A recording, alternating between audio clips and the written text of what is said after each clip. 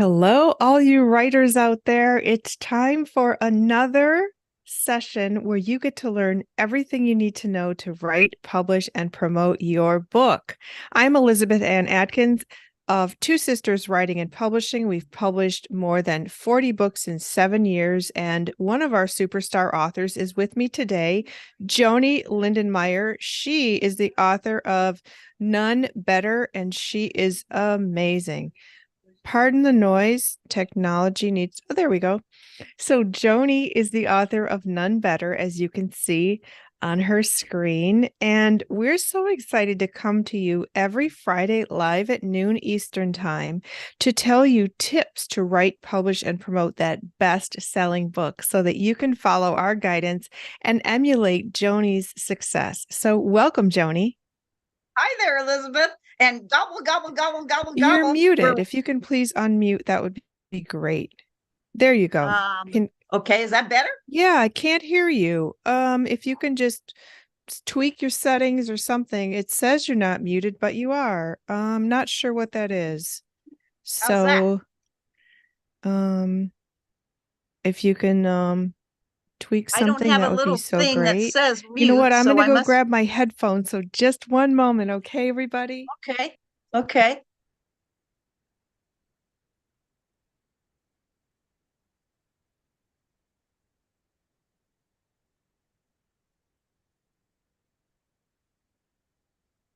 I think this will solve the problem. So, all right, Joni, can you hear me?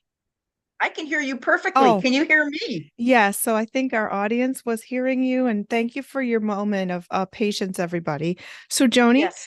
now we're all super high tech. Let's rock and roll. Our topic today is permissions, and I'm so happy that you're here. So, what would you like to say to welcome everybody and introduce yourself? Well, first off, I want to say gobble, gobble, gobble, gobble, gobble, because it's Oh, Thanksgiving 1 week less than 1 week from today, yesterday. And so it's a time to be thankful and it's a time to give thanks. And I think that's going to tie into what we're talking about today, Elizabeth. So I have my little turkey on my shoulder. I have my little happy Thanksgiving card here to everybody. And so, in case you don't receive one in the mail or an email, here's one from Joanie and Elizabeth. A happy Thanksgiving. And we're thankful oh, that you're here with us every Friday, or you tune in whenever you want. But we're so grateful and so thankful.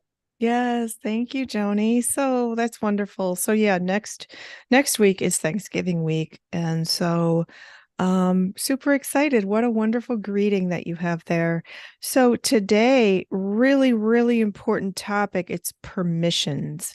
And you must understand these or you can get into some legal trouble later, which can actually cause you to be forced to take your book off the market, which would be a nightmare.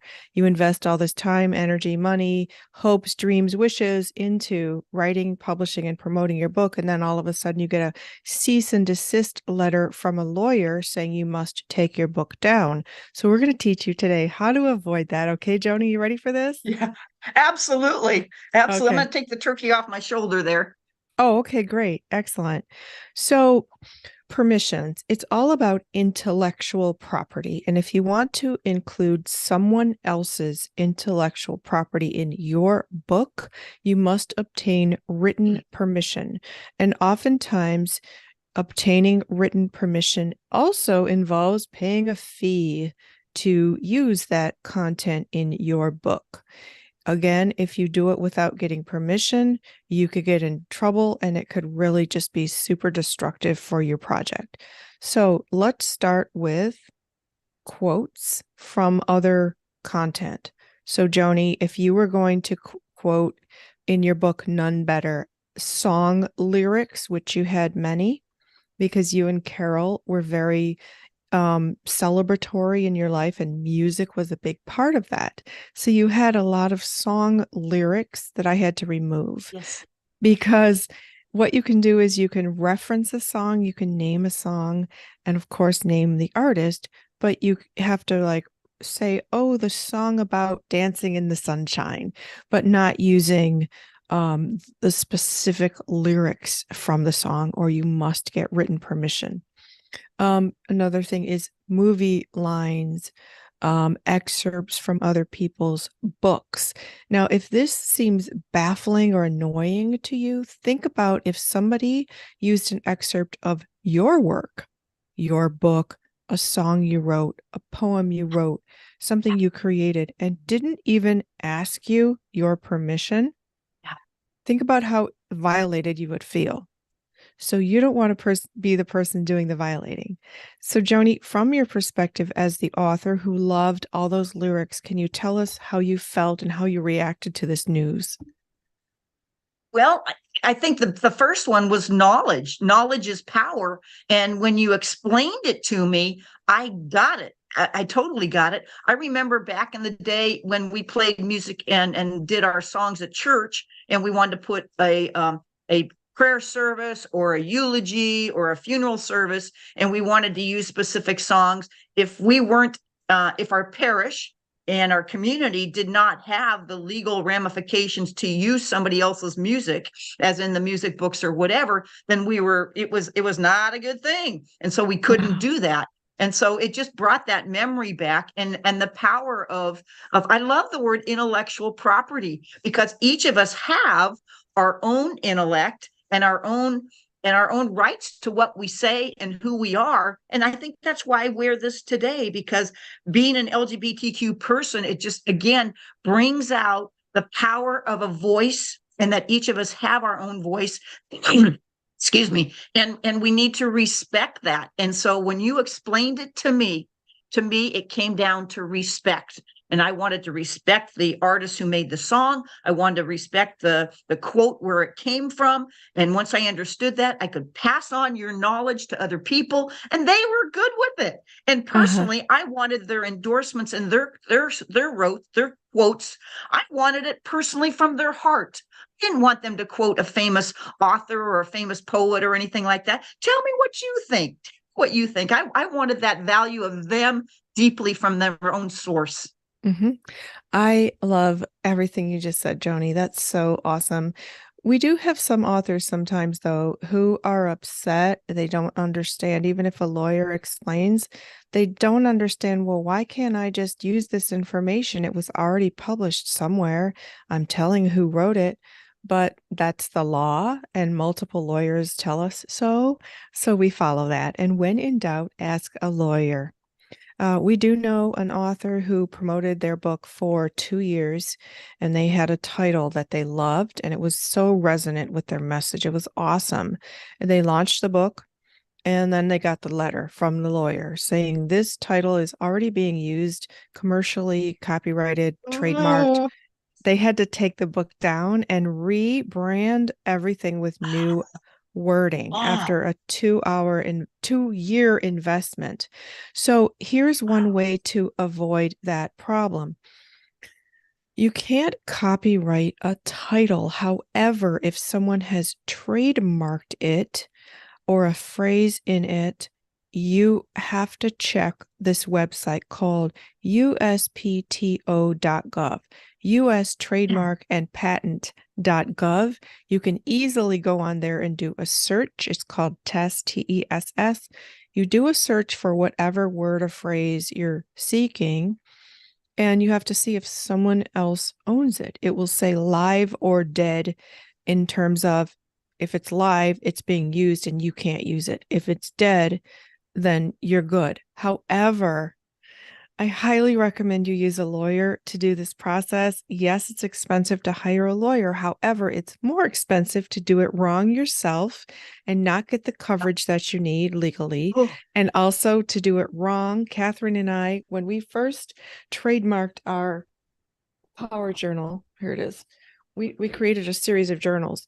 When we first trademarked this word Power Journal, which we now own the copyright to, we own the trademark too.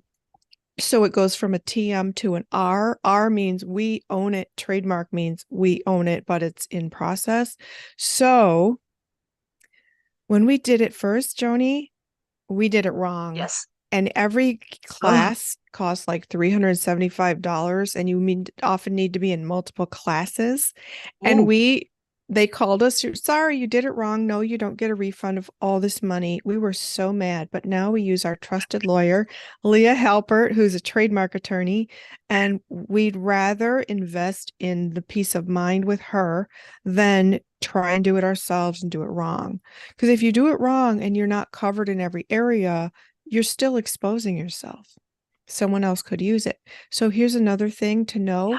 There's different categories. So if someone has, say, for example, your phrase, love always wins. Say you want to use that to market your t-shirts and hats and stuff, Joanie, and somebody else has a company that's maybe a hospice company that's called Love Always Wins. Those are such different categories. You're free. And I'm not a lawyer, ask a Oh, lawyer. I'm just saying there's different categories. So yeah. even if Example. something is being used for something else. Yes, yes. Excellent, excellent.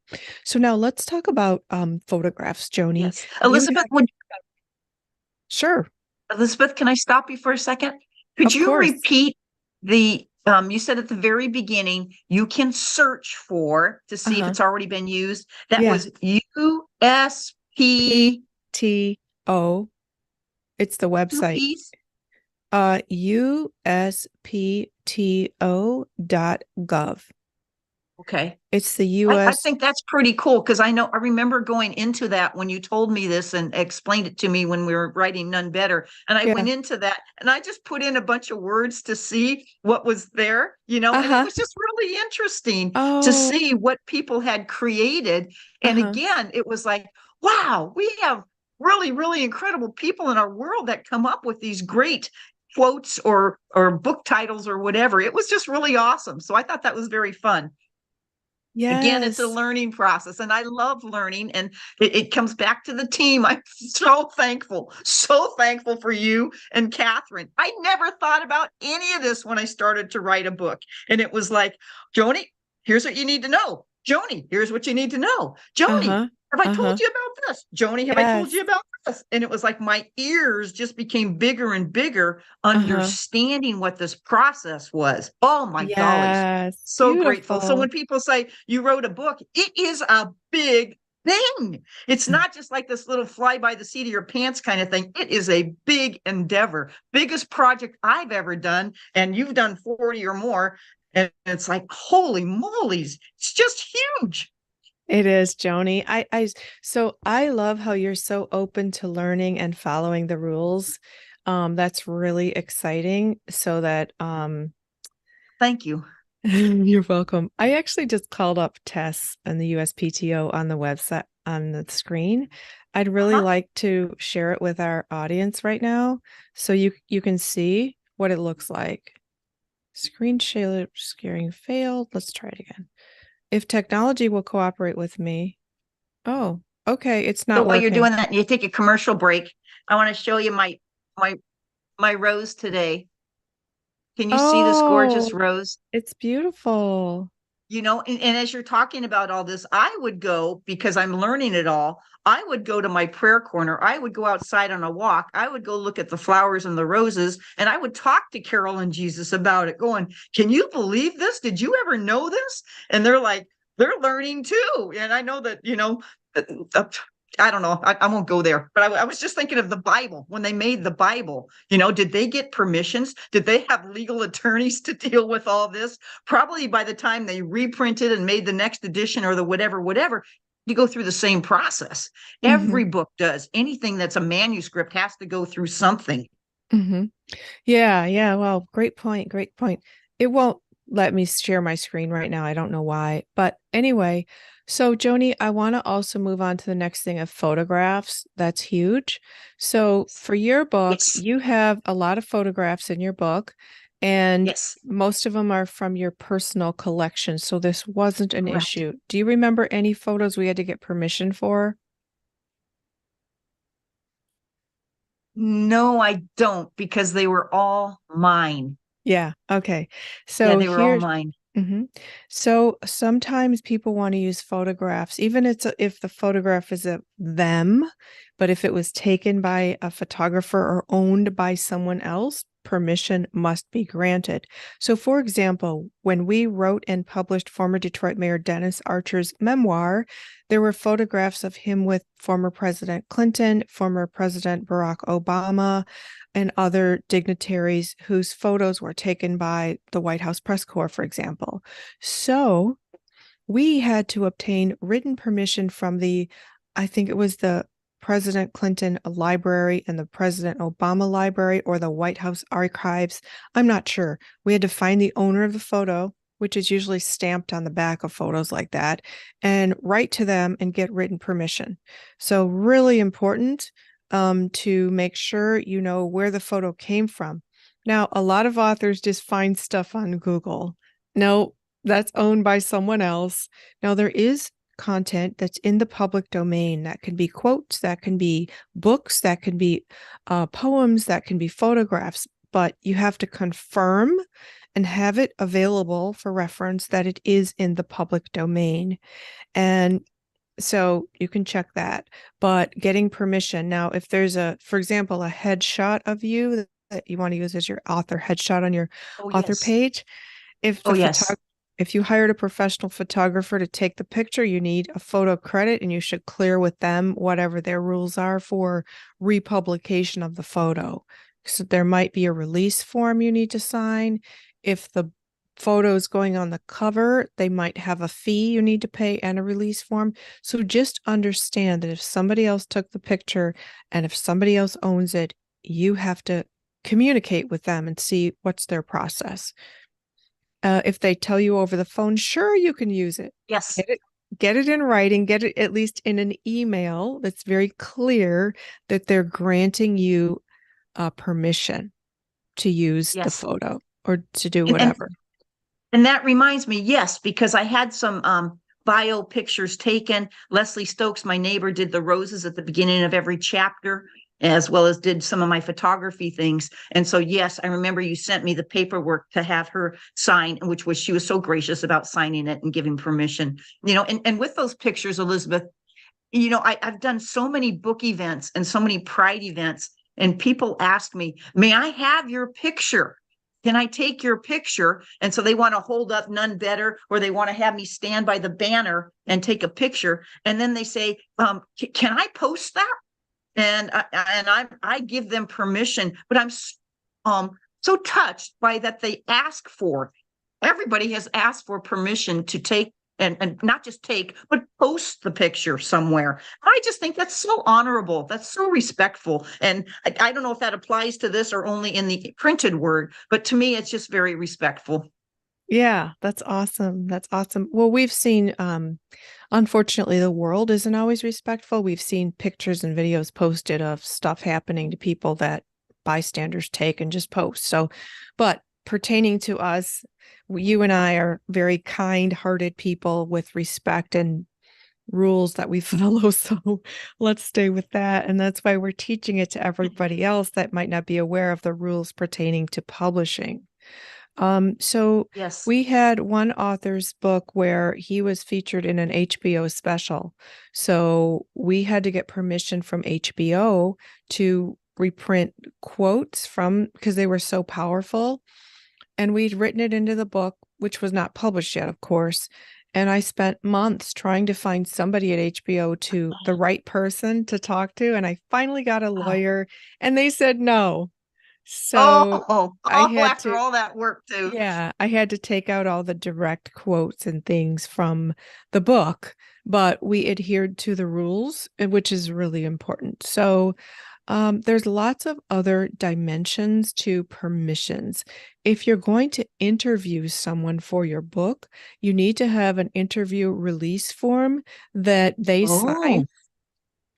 sign, and it says that they are agreeing to be interviewed for this book and its derivatives, which could include an audio book and other things, and also that they understand they're not entitled to any rights, any money, any claims on the book and its derivatives. So that's really important because it could be you could be an unknown person in a small town writing a book, and at first it's perceived like, oh, that's just Susie writing her life story. Exactly. She wants Exactly. I she can wants to relate. she wants to hear some stories from me. So you interview her, put Susie in your book, and then she sees you on Oprah Super Soul Sunday with your book. Susie's going to want to get Boy, paid. that was you, huh? That was you. I was on Oprah, but for weight loss, not for my books yet. I would love to be on Super Soul Sunday for my spiritual writing, and you'd be perfect for that too. But the point is that someone can view it as really small and having no value if they are interviewed. But then if they see you on the Today Show or on Oprah or on the View or somewhere like that, or the bestseller list, they could come to you thinking they have a right to some money or something else. So avoid that problem by having them sign a release form. We have a Yeah. release form that we use as standard. Same with Joanie, the contributors that are contributing to the 2 new books that you and I are writing. The one about being joyously free. Sorry, my technology is going crazy. Anyway, church bells. Um, Good. Ding, ding, ding, ding, ding, ding. yeah. The 2 books that are joyously free, living LGBTQ plus happy and open, and the other one about healing religious hurts. We are inviting amazing people to contribute their stories. Yes. And this is not to enter into anything with a defensive or accusatory or distrustful vibe. It's just to take care of the business of contributions to a book, because we believe these 2 books are going to be huge Yes. because they're so unique and so powerful. And we want all of our contributors to be celebrated for that. But we also Yes. know that they are not entitled to ownership of the book or any of the things that go along with owning the intellectual property. They're contributing and it's helping them and it's helping other people. So Yes. just be clear when you work with And what people. an honor and a privilege it is to have them tell their story. Mm-hmm. Yeah, and they're so powerful. So when you convey this Yes. to people, just make sure they understand it's just a business thing. It's not that you don't trust them. It's not anything like that. And then there are people who say, I don't want to sign something. I want to keep my content from my own book or whatever their mission. That's fine. That's fine. But you asked. Mm-hmm. So these are some of the things that are really, really important to oh, wait, one more thing. Yeah, and I Cover, have some things too. please. I'm ready for that. What would you like to add, Joanie? Okay. You were talking about a lawyer and attorneys and making sure everything is signed and released in good spirit. And what's really cool is, in fact, I have a phone appointment with my attorney tomorrow, Peter Spratt, because once Carol died, I needed to create a new living trust, and so along with those kind of things, I need to clear up. I'm always, when I put in my, oh boy, how do I say this? In my living trust, I have None Better in there and where it goes and what happens to it, because eventually I will die. And it's like, oh my gosh, my grandnieces and my grandnephews and my other people, if the book just goes ballistic over the next 10, 20, 30, 40 years when I'm dead, then I want them to have some of that royalty, or whatever happens to it. And so that was really important for me to put that legally in writing in my Mm-hmm. living trust. And Mm-hmm. I guess after going through so much with Carol and that whole realm of what you do and how things are and how you set things up for your afterlife, and maybe you've already written your obituary, and which I've done, and I think Elizabeth has done too. But those things are really important to have in writing so your friends and your family know. So it's not just the legal part, but it's also to inform other people of where your heart is. And I think that's important. Mm-hmm. Mm-hmm. I love that. That's really powerful, Joanie. That's awesome. Yeah. And that really pertains Thank to you. you're welcome. Permissions and ownership of your intellectual property. Love it, love it. So just Yeah. on a final note, your book cover and the images on your book cover. So we use, well, Joanie, your book is original art for your image of you and Carol on the cover Yes. of Nun Better, which you can see behind her shoulder. So that's, if it's original, you're free and clear. But a lot of times you might want a certain image on your cover, and therefore you have to make sure that you have the permission to use it. So we use a stock photo service where we can license the photo for $80 for use in on a book cover. But it's really important to know where you got your photo and what the licensing requirements are to obtain permission and pay the fee. The fees are very different for different places. Some of them are really, really expensive, and some of them are free. So it's up to you to be resourceful and find the best. And if you hire a graphic designer, you need to make sure that they follow the laws in terms of paying the licensing fees themselves so that they have the photo as part of their repertoire of content. And so, yeah, all things to consider. But one question to ask, whether it's about words or images, is who owns this? Of course, when you write something yourself, you own it. Okay, so Joanie, do you have any more questions or comments? I have two things. One is, I'm working on the endorsements right now that will be going in the next two books. And here's Thanksgiving time. I'm so thankful for those of you that have already sent me your endorsements that will go in the book. That's exciting. But, and I'm just going to show this really quickly, but I have to have a chart so I know who has said yes, who has taken care of it, who has sent it to me, so that I'm not making more work harder for me and or bugging them about it when nobody's really being bugged because they're all just jumping in and loving to do it. But I have to keep track of this stuff for myself.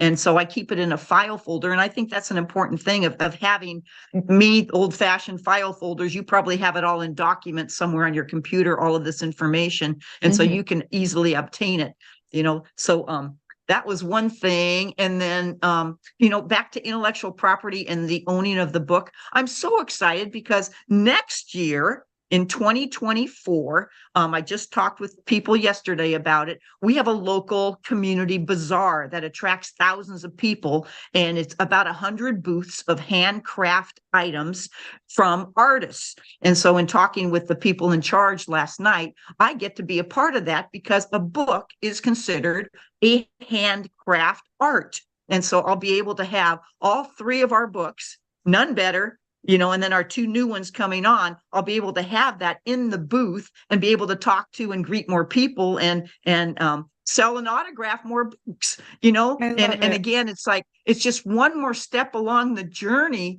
of continuing to put out there what we're all about, as well as to say, this is intellectual property. And it comes back to that. And I just love that. So I'm jazzed about it. That's awesome, Joanie. That's really cool. Really cool. Congratulations. Excellent. Excellent. Well, everybody, we'd love to hear your comments or questions. If you drop a comment and leave us a question that we can answer on a future episode of this, that would be really phenomenal. And we're very, very grateful. And please check out all the other episodes here on the Two Sisters Writing and Publishing channel of so many topics that you need to understand to write, publish, and promote an amazing book. So, Joanie, thank you for another incredible session today.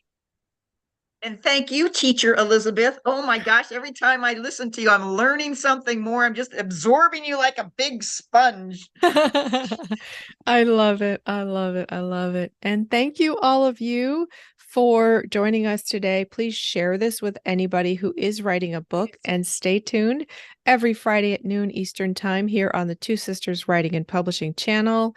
And we wish you a very, very happy Thanksgiving. If you're watching this any other time than Thanksgiving this year, please know that gratitude is the key to success in every area of your life. So it's never out of season to wish you a happy Thanksgiving and a wonderful. All right, Joanie, thank you so much. All right. Thank you. Big hugs. Gobble, gobble, gobble. Big hugs from Turkey. Big hugs from Joanie.